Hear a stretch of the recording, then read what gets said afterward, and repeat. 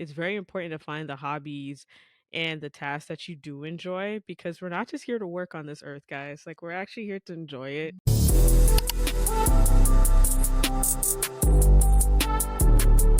What's up, y'all? Welcome to the Dope Life Podcast, the dopest podcast ever. And I'm, of course, your host, Coach AJ, Dope Life Coach, the dopest life coach ever. And if you haven't already, go ahead and hit that subscribe button so that you never miss another episode. And if you'd be oh so lovely and dope and leave us a rating and a review, we will greatly appreciate it so our podcast can get out to even doper people just like yourself. Please, y'all, give a warm welcome to Shalina. Shalina, how are you doing? Hello, everyone. I'm doing well. How are you? Uh, I'm doing well. I'm well. Thank you for asking. So before we get right into it, go ahead and tell the people where they can find you. Tell them a little bit about yourself. Sure. Hey, everyone. I'm Shalina. I am the host of Everything 90s podcast. And that's a podcast where I invite fellow 90s babies or 90s kids to go on nostalgic trips down 90s memory lane with me. So my episodes are everything related to the 90s, from movies, TV shows, music, games. I just wrapped up my 90s versus 2000s series, which I do every January for the past 3 years. That's where the two decades go head to head to determine which decade gave us the best in a given category. And I have Ooh, not guests the come two on. decades. That just made me feel slightly old, but Oh, no. at the same time, I'm like, I love your trivias. If y'all, tell them about your Instagram because your Oh, yes. trivias always make me be like, really? Nice. Yeah, so my Instagram is at everything 90s podcast 90s. And for the month of February for Black History, I've been putting out 90s related Black History trivia. And um, any of you that participate in it will get put into a draw for a chance to win merch from my store. So I think the last trivia question was about Lauryn Hill and the Grammys, Artist of the Year, I think. I think that was the last Okay. post I did. So the trivia question was, well, I already gave you the answer, but the trivia question was, which hip hop artist was the first to win Artist of the Year for Grammy? And that was Lauryn Hill for The Miseducation of Lauryn Hill. And It's a since very then, classic album. since then only Outkast has won in that category for hip hop music. So Right, right. yeah. I just off topic, I saw a post today that really made me like ponder and think, and I'm not sure if it was your post because my head is on barbecue right now. But it was basically if you are a living single fan like myself, I'm a Oh huge living yes. single fan. Oh yes.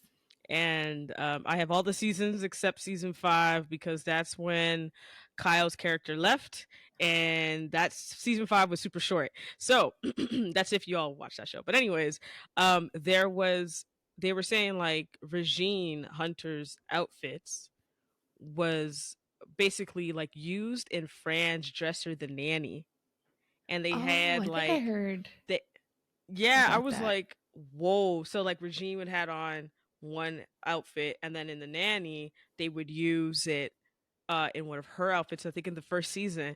And I was just like, y'all didn't give them no respect for it when you copied it with Friends. Now y'all Mhm. basically copied their whole outfit. Like, damn, Yeah.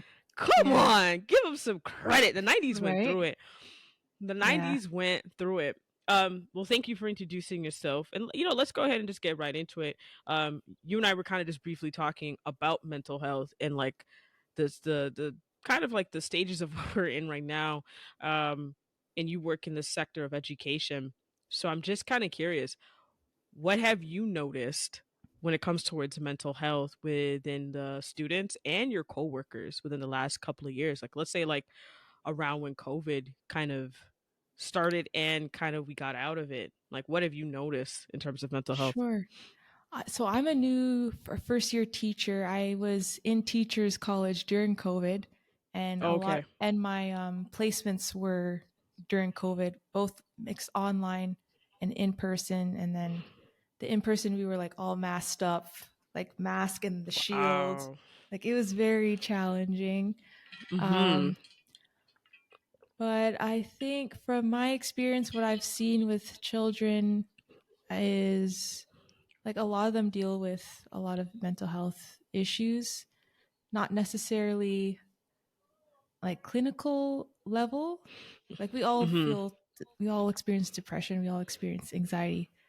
Um, I've been seeing a lot of anxiety in students, and that's presented in different ways. Um, and for myself, a lot of like imposter syndrome for me with my first year Yeah. of teaching, and like, Your first year of teaching. Yeah, I can yeah, imagine. thankfully I've kind of over that. That was more like in the fall. Okay. Uh, but yeah, it definitely has its challenges, especially when there is a shortage of teaching, and then when you're working in a school where teachers get sick or go or take a day off or go on leave, and then Mhm. especially if you're in a small school, you really feel that impact is like a ripple effect. Like you probably Right. won't get Right, your right, prep right. times because the prep teacher is missing or are not there, and but it's been a journey. I think that's the best way to put it. Like, thank you for sharing that. Going through school must have been very different during that time, Yeah. and I think there's a part where a lot of us kind of came out of it, and maybe the government was just like, yeah, they're out, so everything should be great. But a lot of people are still suffering from being indoors for a very Hmm. long time, and I majority of what I've been talking about is mental health because it's not there's so many untreated symptoms going on right now that people are not paying attention to, and they're not really understanding that we need to take care of it, especially within the kids. Like, some kids don't even know what it was like. My nephew, he started school grade 4 around that time. He was 4 years old, sorry, around that time. So he didn't really get to experience junior kindergarten like kind of the rest of us kind of did. Hmm. Um and to him it was normal but not normal. Like he just adapted the best way he could. But I'm just like thinking, how about those kids from prior to that knew we got up, we go to school, like having that break, have they really had a chance to say, okay, yeah, they're great now? Or are we asking like, yo, how are you really doing? Like, how are you really dealing with it? Yeah. um but especially burnout must be heavy within the teacher sector. I can Oh yeah. imagine right Oh now, yeah. considering the fact that, like you said, like they're short staff and they're asking, like, again, we talked about it, but 30 kids versus sometimes two adults, sometimes it's Hmm. just one, is insane. Like that Yeah. doesn't make Yeah. not 1 ounce of sense to me. Not to Agreed. mention they don't have the AM and PM classes anymore. I don't know if you remember that. Yep. Yep. Um, It's so full that day. got it's full day. At least back when, I mean, I'm aging myself, but at least back in the 90s when you had that AM and PM, it gave the staff a bit of break. It gave the students a bit more of a break. Making it full time, yeah, I wouldn't want to do it. like, Oh, speaking as a you student froze. standpoint, I wouldn't want to do it. But being a first time teacher, how are you managing your own mental health right now? I feel like I've definitely gotten better. Uh, doing more self care and making sure I don't take a lot of work home anymore.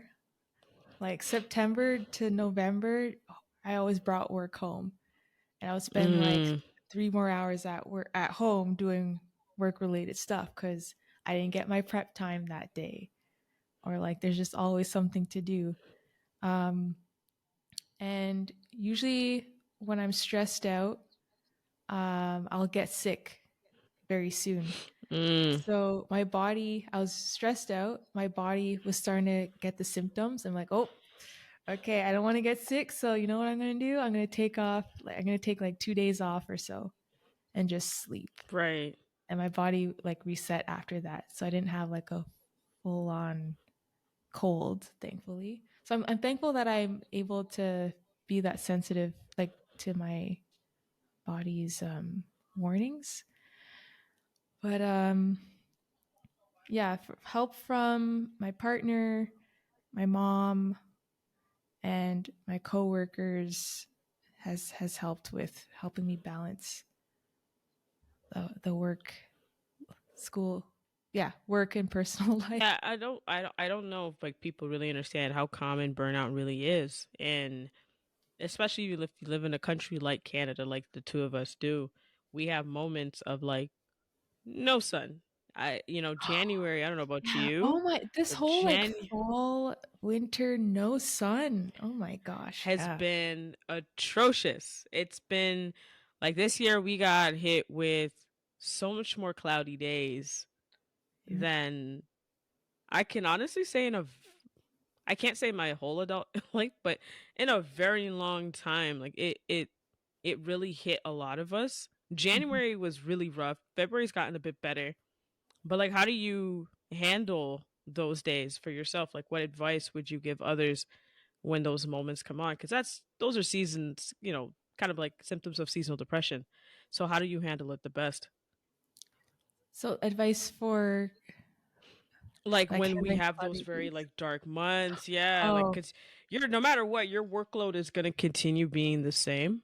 Being that you're just a new teacher, when did you become more aware of your own mental health, and how do you take care of your own mental health?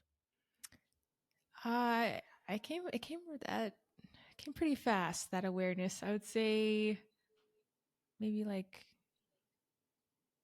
1 month into it, Mm, 1 or 2 months, maybe 2 months. Because the first 2 months, I'm still like gung ho and excited, and of you know, course. have all this energy, staying up late, waking up early, staying back late, getting to Not work to staying early. back late. Yeah, I still do that sometimes, all the time, but I'm getting better. Um, but I would say like end of October, I started to feel like burnt out and just overwhelmed with everything. Um, and that's related to a lot of different factors what that comes with a job.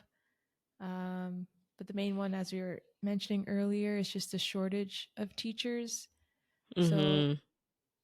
when you're in a smaller school, you could really feel it because then everyone has to like kind of like shift their roles. Um, and then teachers won't always get their prep time. It's just a whole ripple effect.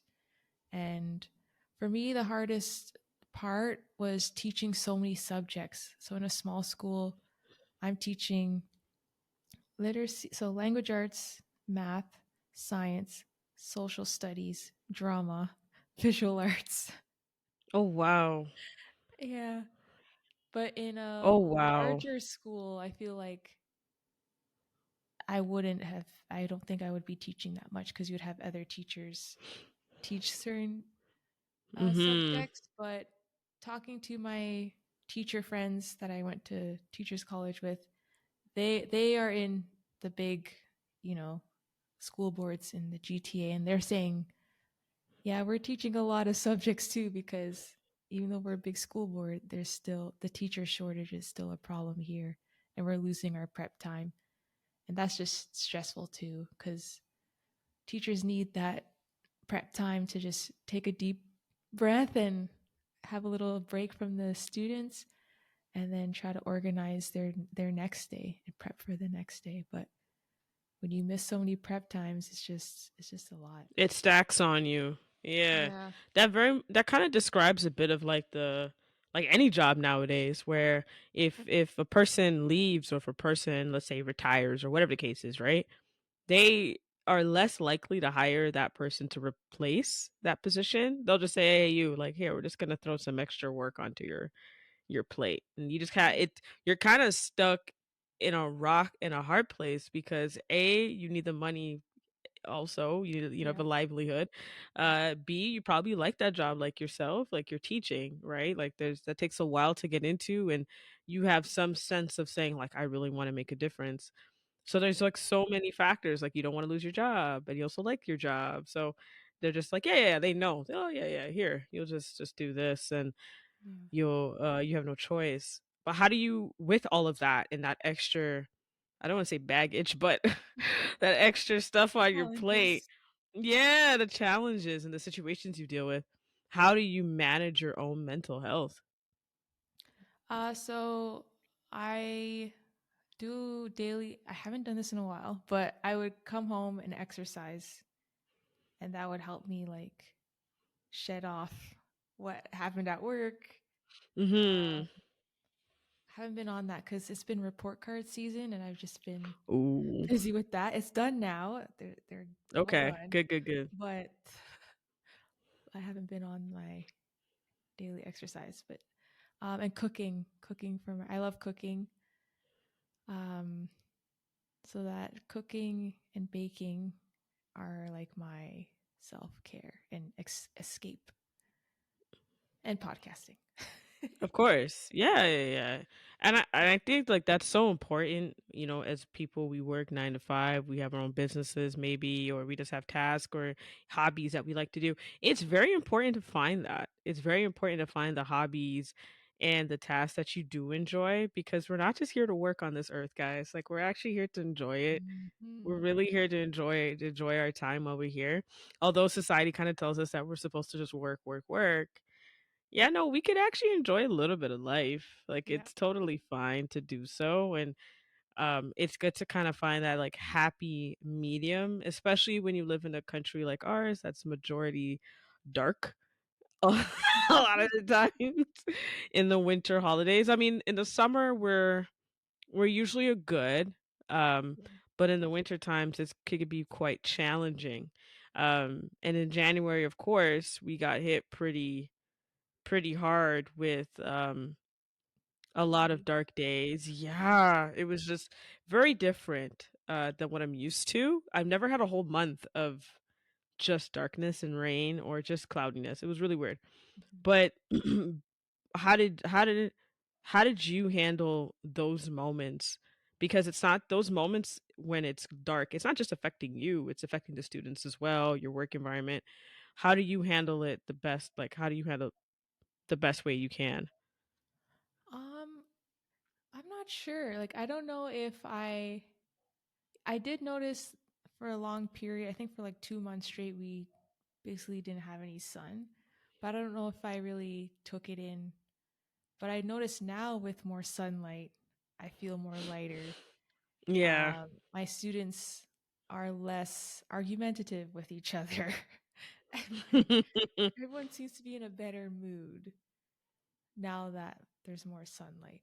And I guess I didn't realize the uh, effect of sunlight that sunlight has on our moods and emotions. Yeah, So the lack thereof, that we don't get, it can have a very big effect on, like, how we interact, and it was kinda crazy because like, I would even be in the grocery store and notice, like, "Okay, this person's grumpy as hell," like, especially on the most, like, cloudiest days, it would just be like, "Yeah, this person's definitely just grumpy and annoyed," um, and it's very important to kinda, like, figure out a way to handle it. So you could use if you ever find it again, you can use like those mood lights. They're very great where oh, it will shine a light very similar to the sun.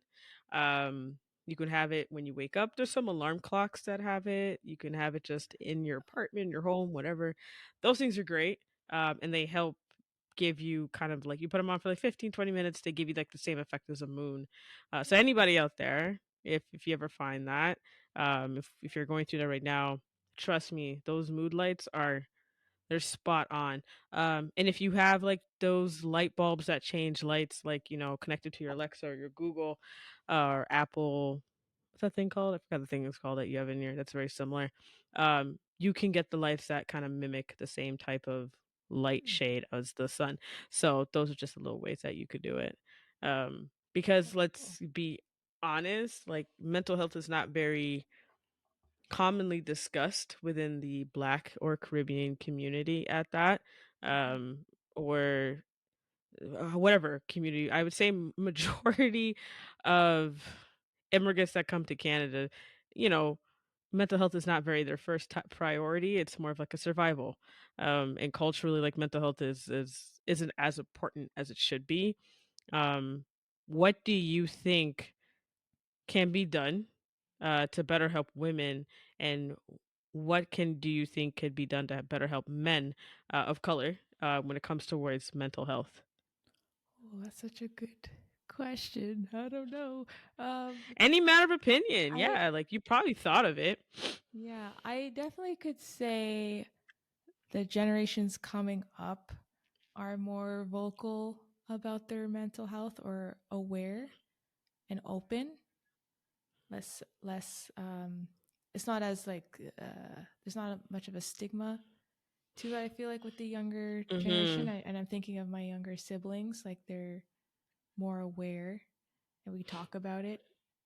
Whereas mhm, me, I wasn't really aware of what mental health was when I was their age. facts. Um, yeah, it wasn't until it's really sad until my first serious relationship in my 20s, early 20s, had a really bad breakup, and that's when I became aware of my mental health because like I was so depressed. Oh my gosh. But so yeah, 20 years into my life, 25 years into my life, I didn't know, had no awareness.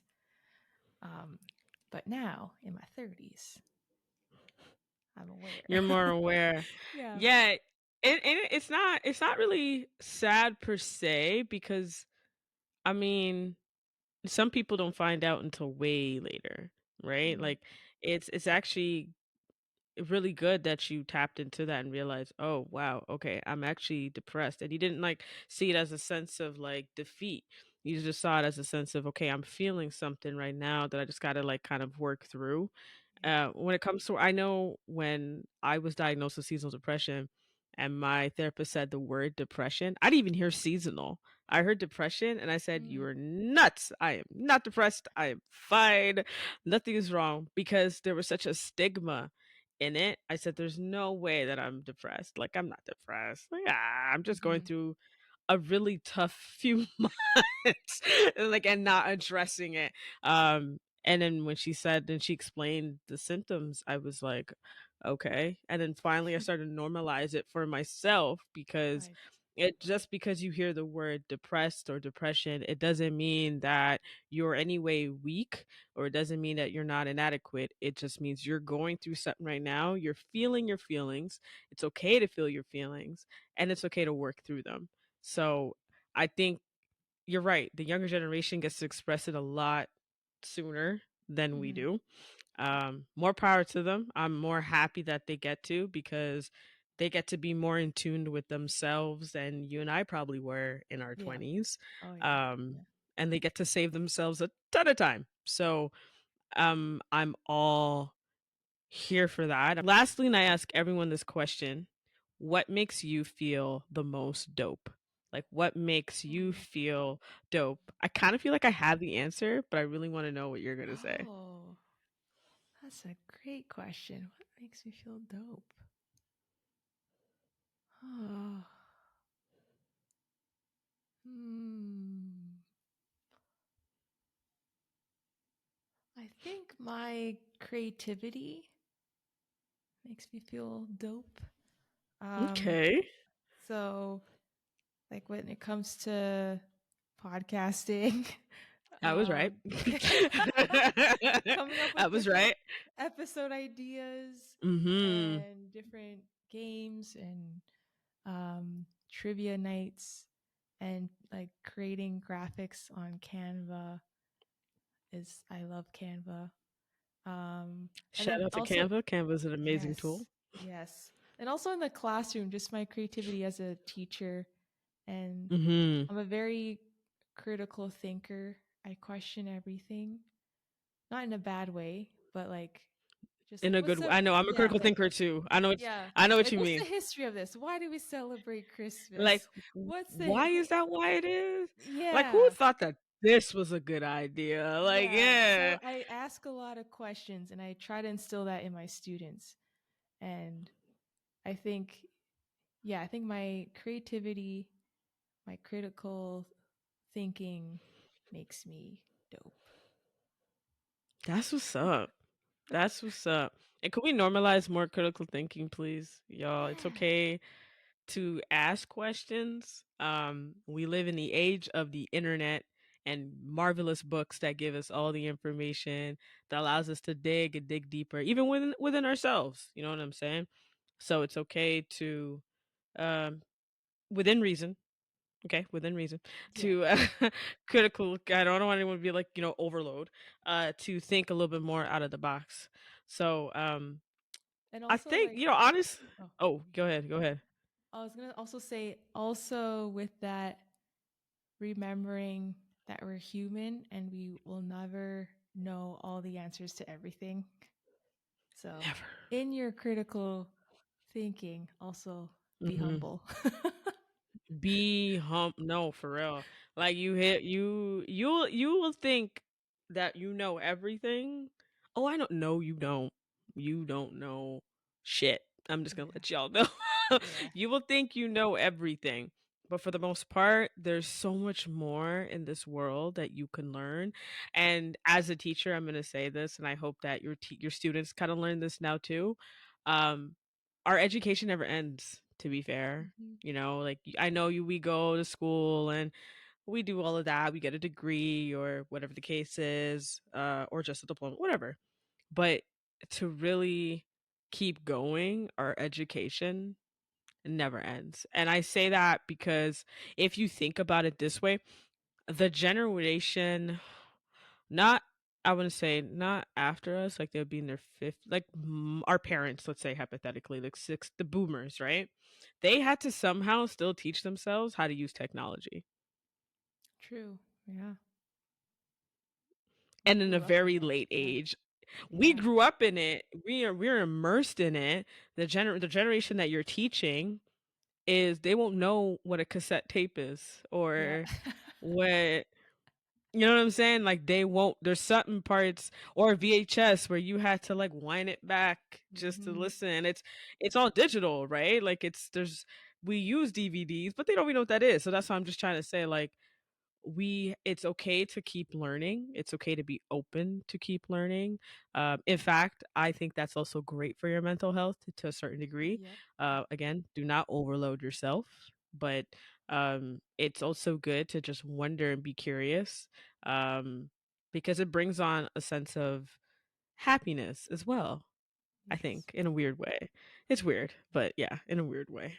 Awesome. Anyways, Yeah. I appreciate having you on today. Thank you for so Thank much you. for taking the time out for popping by. Um This was fun. I will drop Yeah, no doubt. We're definitely gonna have you back and maybe we'll do some trivia. Maybe Oh we'll do yeah, some that'd be great. trivia. Yes. That'd be dope. Yeah, do some 90s trivia. Um and yeah, like if you guys, I'm gonna drop her information at the bottom of the description so you can go ahead and follow her. Again, her trivia on Instagram will make you think sometimes, like, wait, what? Stuff back in the 90s, like I'd be like, wait, I used to watch that show. I'm gonna age myself, but I don't know if you guys remember TGI Fridays on ABC. Yes, that was the hit back in the Fridays. But yeah. Anyways, I hope y'all enjoyed this episode. As always, I'll see you next week. Walk with peace, walk with love.